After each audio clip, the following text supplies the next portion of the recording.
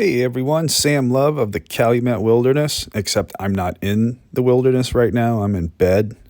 I got a COVID booster and flu shot yesterday in the same arm, hardcore, so I'm just taking it easy today. It's also very cold and very windy and getting colder today, so much better day to be inside. So I thought I'd take the time to share the comments that viewers have taken the time to share with me. Before we get into it, though, I just want to say every time I see a view like this, off into the distance, I think of a certain Led Zeppelin song. Some of you might know which one I'm talking about, too. Well, our good friend Barb left a comment on the Deep River, Little Calumet River Confluence video. She said, "When you mentioned the trailer park that got flooded, I knew exactly where you were. I knew someone who had lived there. Thanks for the river trip." Well, thank you, Barb, for the comment. Those of you that have been watching the show from the beginning, you know who Barb is. Always appreciate hearing from her.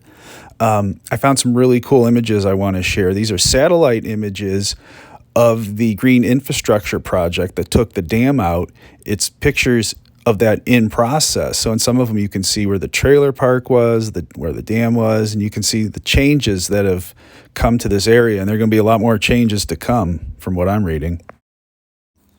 All right, Dylan June wrote, "I took the dogs to Miller Woods a few weeks ago," and this was 2 months and 2 weeks ago now, "and was astonished by how much it changed." Yeah, it has over the past few years, quite a bit. There's been a lot of restoration work going on, some of which has raised some grumbles amongst visitors and in the community. You know, too many trees being cut down too fast. The National Park System wants to open more of it up to wildflowers, biodiversity, things like that.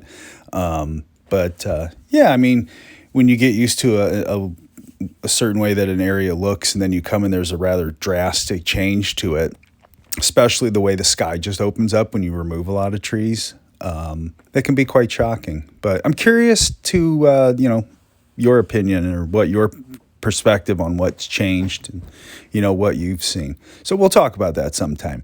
Got 2 fun comments on my recent North Creek Valley video.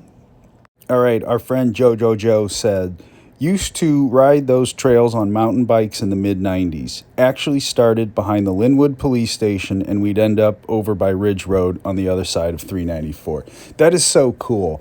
I can just picture this journey. You start on the edge of a village, get your way through this farmland, and then you come upon this beautiful, undeveloped, I'll even say pristine wilderness, right? This beautiful creek and the remnants of these moraines. So very cool, Joe. Thank you for sharing that memory. All right, Kevin J. Suis, and I hope I have pronounced your last name correctly, Kevin, says, "Nice work. My friends and I tried floating the North Creek back in the 1990s. Didn't get far before hitting a log jam." Boy, weren't the 90s awesome? Just all kinds of cool stuff we did. Kevin thinks the same way I do. As I was hiking along North Creek or any body of water here or anywhere, my first thought is, could I canoe that or not? Could I kayak that or not? And for my trip along North Creek, actually, it was clear the whole way I walked along it. When I was walking along it, it was clear definitely from 394 almost to Cottage Grove Avenue. So, Kevin, I'd like to know where you put in at, because I may have to try this out once it gets a bit warmer. Our good friend Nora had a comment about the hidden pond at Marquette Park video. "Where is this pond exactly? South of Hemlock? If so, I thought the Shirley Hines owned that." So Nora is talking about the Green Heron Pond, which is behind Lake Street and Hemlock. It's really amazing, and I'm going to do a video about that pretty soon. I had a very interesting coyote encounter there. The pond in the hidden pond video is at the corners of Lawrence and Juniper. It's really tucked back away in there. So, you wouldn't really have reason to go back there unless you lived back there. But still, really cool thing. And it's not, well, I don't know at this point, but when we did the research 6 years ago, it wasn't owned by the city. It wasn't part of Marquette Park. There were a bunch of different owners, some of whom were from out of town.